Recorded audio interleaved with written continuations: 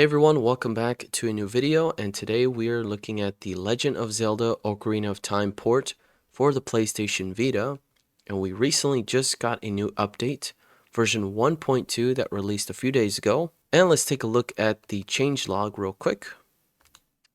And we have greatly improved performance of the game, up to 300% performance improvement depending on scenario. There's reduced game stuttering during assets loading, reduced overall memory usage of the game, and updated to latest VitaGL commit. So let's take a look at how we can get this installed. Now, if you already have the game, all you have to do is just update to the latest version and you'll be all set. And for the rest of us who don't have the game, let's get our Vita connected to VitaShell. Now there is a huge requirement, and that is having the libshackccg.suprx file. That is a shader compiler plugin that is required for most game ports.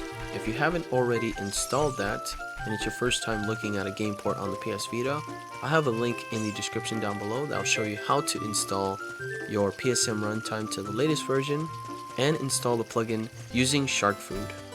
And depending on your situation, just press start, and under select button you can use USB connection or FTP connection to transfer files from your phone to your Vita, a laptop, or something like that. So let's press select, and there's your FTP server. Now if you are going to do USB connection, you can just simply select USB, hit back, and press select. So here is our PS Vita, and head over to the first link, which will take you to VitaDB, and you can download the VPK here. Second link is Mediafire. You can hit the download here, 47.52 megabytes, and this is going to have all of the game and data files compiled into one folder. Once that's downloaded, you want to extract the SOH-V1.1 folder, and once you have that folder extracted, open that, and you want to grab the SOH folder and copy it into your data folder on your PS Vita. Once that's complete, just copy over your SOH.VPK to the root of your PS Vita, and you're all set. Now we can head back on our PS Vita and install the game. Back on our PS Vita, head over to your UXO and find the VPK and install it. Once completed, you should now see the new Ship of Harkinian game available on your PS Vita. Let's go ahead and run the game.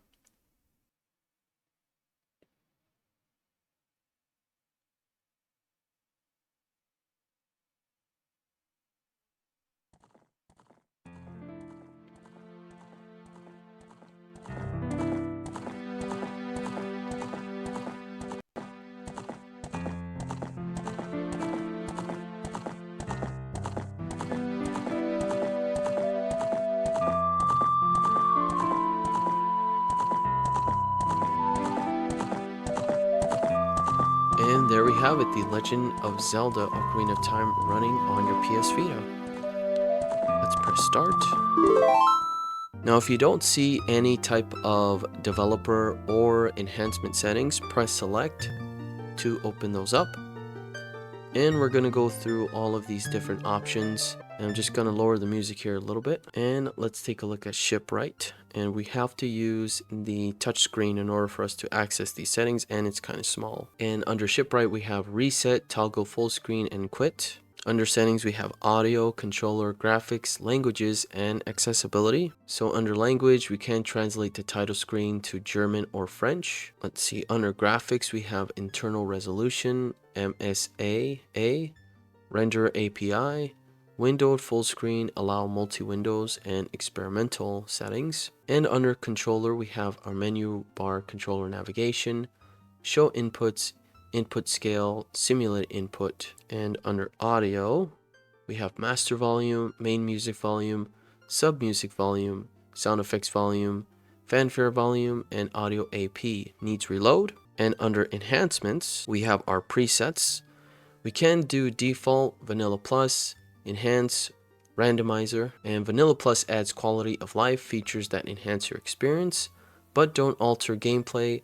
Recommend for a first playthrough of Ocarina of Time.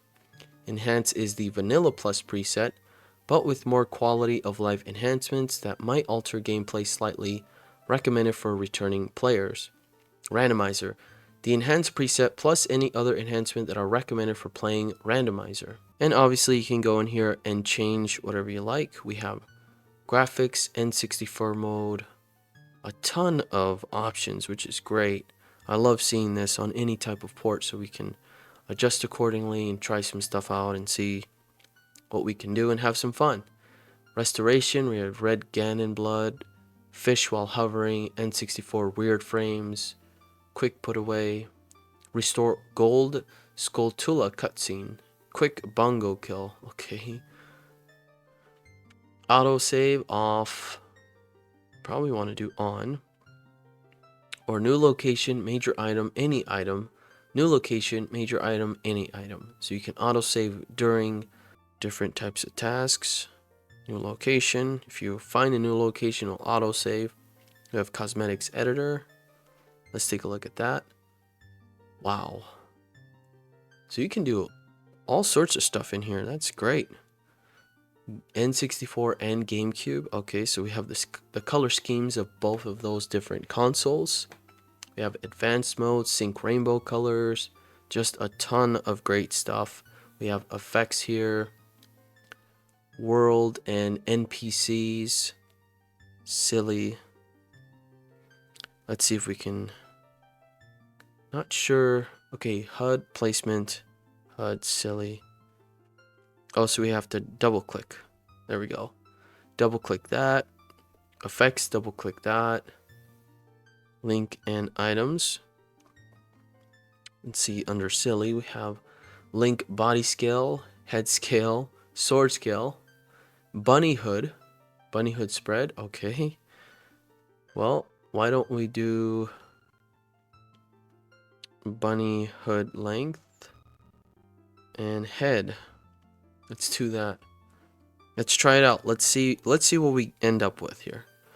Anyways, under cheats, we have, oh, nice. We have infinite money, health, ammo, magic, Nairu's love, Epona boost. So you can test the game out like that. So under cheats, we have infinite. Let's check out cheats. And the first option is infinite money, health, ammo, magic, Nairu's love, and Epona boost. No clip, climb everything, hookshot everything, moon jump on L, super tunic, easy frame advancing, input buffering, freeze time, drops, freeze time, interesting. So you can just kill the bosses in one hit. And you have your developer tools. Super, super nice, man. I love this. Randomizer, item tracker. All right, let's get into it. Now we can remove those settings or remove off the screen by pressing select again. And pressing start, we can select the file or press X. And you have an option to do the Ocarina of Time original quest or the master quest, which I believe is the more difficult Ocarina of Time version. Let's try this here, and I'm just gonna put my initials real quick, and let's go and see how this looks. All right, we finally made it into the game, and it's working pretty solid for the most part. And he has a big old head, so that silly adjustment actually worked. And here's another cutscene. I'd like to remove that setting. I have already been through all of this. And Ocarina of Time is just a wonderful game. It's probably one of my favorite games of all time. And to see it ported over to the PS Vita with that native resolution is pretty insane. And not only that, but you have all these different options to have even more fun with the game. Your silly customizations, cheats, and just having a blast going through and just having a ton of fun. Now, unfortunately, this game does not support Renegade Monte's plugin for trophies, and hopefully one day we can have that available for us. But yeah, I'd like to do more of a thorough gameplay with you guys and seeing how this game would truly run. Now, according to the changelog, as we read it before, has an greatly improved performance of 300%. And it looks really good for the most part, and I'm just loving this port on the PS Vita. It's great. Let me know in the comment section what you think of this port coming to the PS Vita. Thank you all so much for watching. If you enjoyed it, please give it a thumbs up. I appreciate you guys being here. Take care, have a great week, and I'll catch you guys on the next one. Peace.